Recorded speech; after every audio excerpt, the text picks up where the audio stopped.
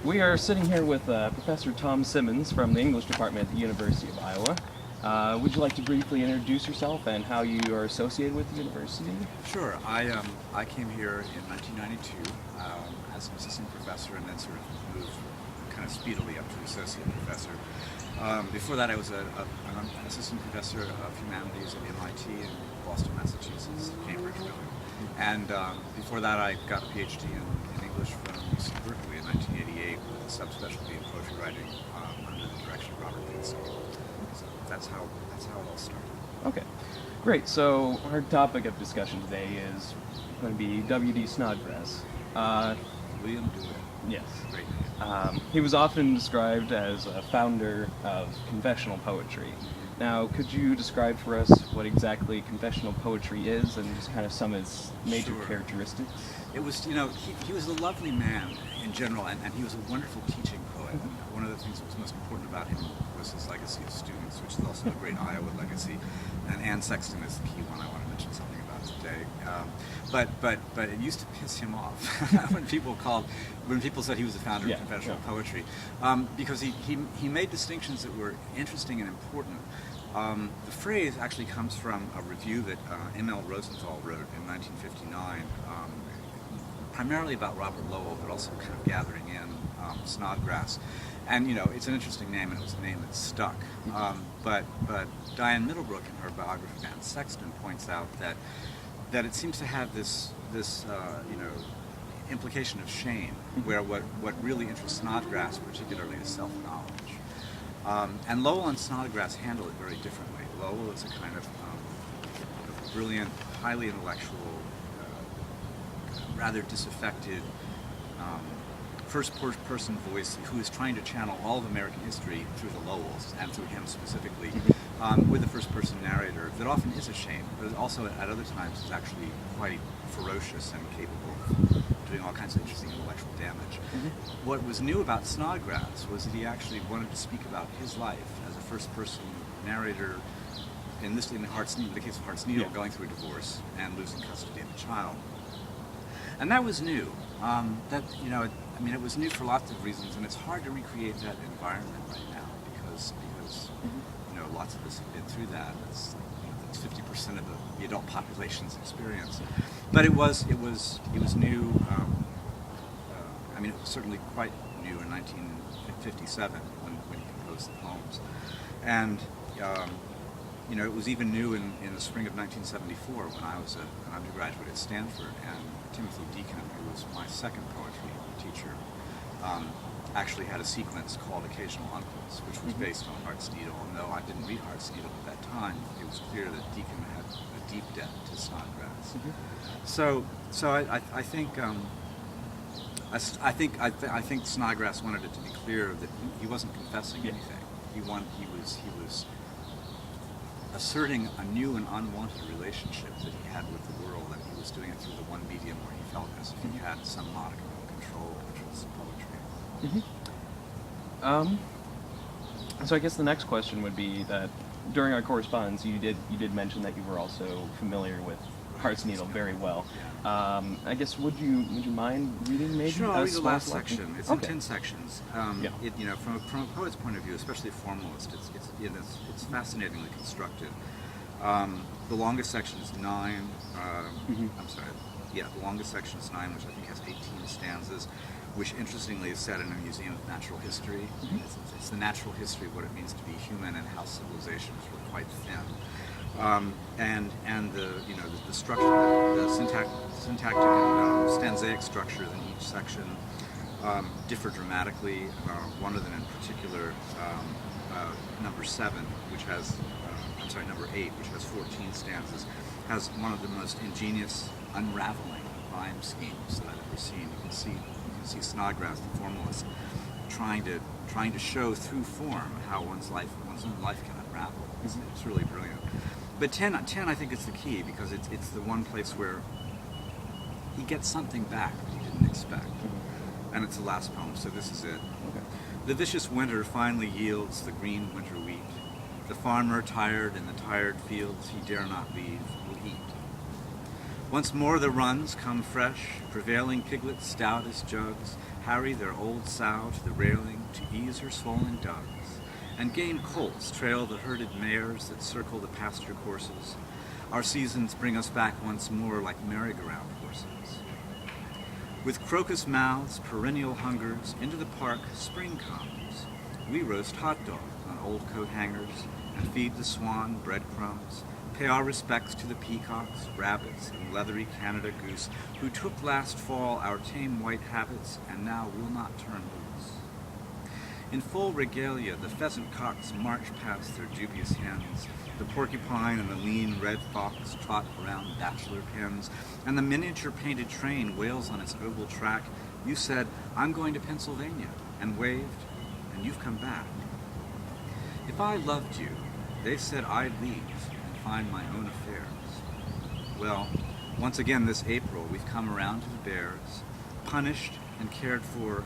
Behind bars, the coons on bread and water stretch thin black fingers after hours, and you are still my daughter. That's quite an ending. Yeah. Now, what was it about that particular section that kind of jumped out at you, that you thought that was perhaps like the... Well, I think you know, one of the wonderful things about Heart's Needle that remains true despite the generational shifts. It's I think what Snodgrass understood about the significant difference between what he and Robert Lowell were doing is that aside from any kind of critical response to it, it invites an immediate personal response. What's the needle that sticks in the heart? I have 4 kids, who range from 24 to 2, and I am not currently in a relationship, and so that means that when I read something like this, and I see where this man is going with his experience, though there may be aspects of his particular bitterness or his decorum in places that I don't really quite buy. I think he comes back around to that strange thing about parenthood, which is that, in the depths of your despair, when you're splitting up with someone in child custody is a dramatic issue, it doesn't usually occur to you that 10 years down the road, it's still your kid. And that kid is going to want to try to find you, or is going to want specific kinds of contact with you. Even if, as in Snodgrass's case, there were actually significant periods when he didn't get to see his daughter. He recognizes the kinship, which also kind of comes out of the whole natural history thing. It's that background that says, don't write this all off. This will seem like a terrible experience for a while, and then something will happen that will make you amazed. And that's really what the sequence is about. Okay. Now, Heart's Needle, it was not only Snodgrass's first collection, but it also won the Pulitzer Prize in 1960. Yeah. Now, how big of a deal is that to not only win the Pulitzer Prize, but on your first collection? Well, it depends. I think it's a curse, but it's a great curse. Who would not want that? Yeah. It would. And Snodgrass. It's interesting. It's a tough thing when poets peak early, in a way. Louise Glück, who is contemporary, though I guess she's in her early 60s now, is another terrific example of this, where in the 1980s, late 70s, early 80s, man, no one could touch her. It was like 4 books of poems, bam, bam, bam, bam, bam. And they got all kinds of awards and accolades. And then there was a steep depression, and several years of silence. And then a brilliant book in 1992 called The Wild Iris, which is her conversation with God's conversation with her, where they're both misunderstanding each other terribly. And then everything in nature is also saying, hey, what about us? We have voices too. And slowly she began to come back, though people have varying opinions about her work after that. But I think in part, that kind of career arc is one response to, excessive fame early on.